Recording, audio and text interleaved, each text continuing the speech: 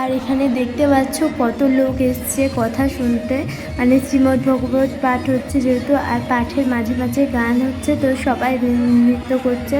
আর এটা কিন্তু খুবই ভালো লাগে। আর যেহেতু আমি মহাভারতটা কিছুটা জানি, তো জানার পরে যখন এটা আবার শোনানো হচ্ছে আর তার উপরে কথার মাঝে মাঝে একটু গান হচ্ছে, নাচ হচ্ছে, তো খুবই ভালো লাগছে। আর যে বলছে পাঠক, সে খুব সুন্দরভাবে বলছে, আমার তো খুব ভালো লেগেছে।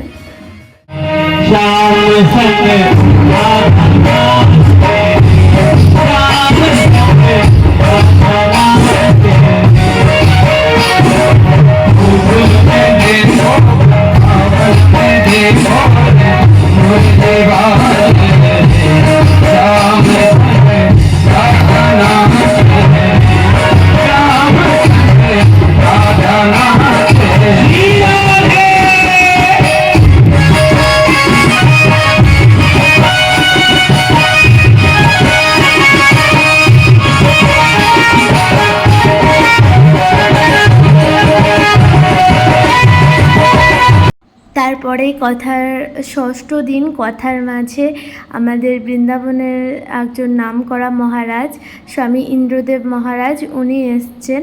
তো এনাকে ইউটিউবে অনেকেই দেখেছেন হয়তো, তো আমি প্রথমবার এনাকে সামনে থেকে দেখলাম। ইনি বৃন্দাবনে থাকে, বহু দেশ বিদেশে কিন্তু ইনি ভগবত কথাই শোনাতে যায়।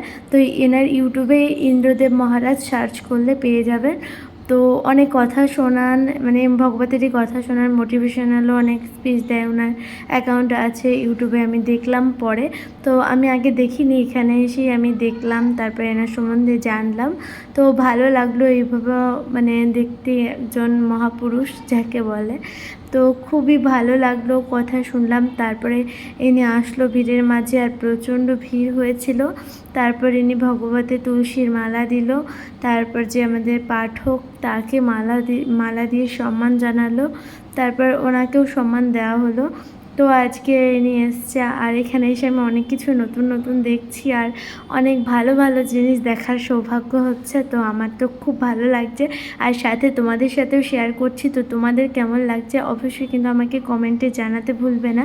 আর যারা এখনও পর্যন্ত আমার চ্যানেলটাকে সাবস্ক্রাইব করোনি, প্লিজ চ্যানেলটাকে সাবস্ক্রাইব করে দিও, আর পাশে থেকো। আর ভিডিও যখন করছি একটু সাপোর্ট করো, কারণ তোমাদের ভালোবাসা পেলে ভিডিও করতেও একটা মোটিভ জাগে।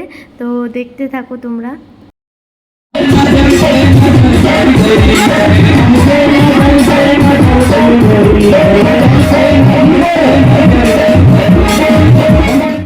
রাধে রাধে। একটা কথা বলতে তো ভুলেই গেছিলাম, আসলে আমি আজকের ব্লগটা দুটো ব্লগ মিক্সড করে তারপরে আমি ব্লগটা পোস্ট করছি, যদিও অনেকটা লেট হয়ে গেছে, কারণ অনুষ্ঠান শেষ হয়ে গেছে গতকালকে। আর ব্লগটা আজকে আমি পোস্ট করছি, আজকে 4 তারিখ।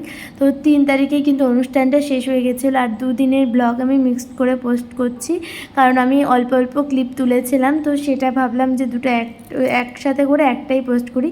তো আগের দিন হচ্ছে কৃষ্ণ আর রুক্মিণীর বিয়ে হয়েছিল, আর আজকে হচ্ছে কৃষ্ণ যখন মথুরার সিংহাসনে বসেন, তখন তার সাথে যখন তার রাজপ্রাসাদে তার বন্ধু, বৃন্দাবনে যে বন্ধু হয়েছিল তার সুধামা, সেই গরিব ব্রাহ্মণ সুধামা বন্ধু তার সাথে দেখা করতে আসে। আর দোয়ারপালরা তো তাকে যেতে দেয় না, যে এত গরিব সে কি মহারাজের বন্ধু হতে পারে, তো এইভাবে তাকে যেতে দেয় না। তারপরে সে দোয়ারপালকে অনেক বলে তারপরে যেতে দিচ্ছিল না। তারপরে শ্রীকৃষ্ণ বলে, শ্রীকৃষ্ণের কাছে এক দোয়ারপাল খবর নিয়ে যায়, তো শ্রীকৃষ্ণ তাকে বলে আসতে দিতে, আর শ্রীকৃষ্ণ তখন দেখে তাকে একদম বুকে জড়িয়ে নেয়। তো এই সিনটা খুব সুন্দর ছিল, খুব ভালো লাগছিল। আর তারপরে একটা সুন্দর গান দিয়ে দেয়। তারপরে আজকের ব্লগটা কিন্তু এখানেই শেষ করছি। তো দেখা হবে আবারও কোনো নতুন ব্লগে, ততক্ষণ পাশে থেকো, সাথে থেকো, আর দেখতে থাকো।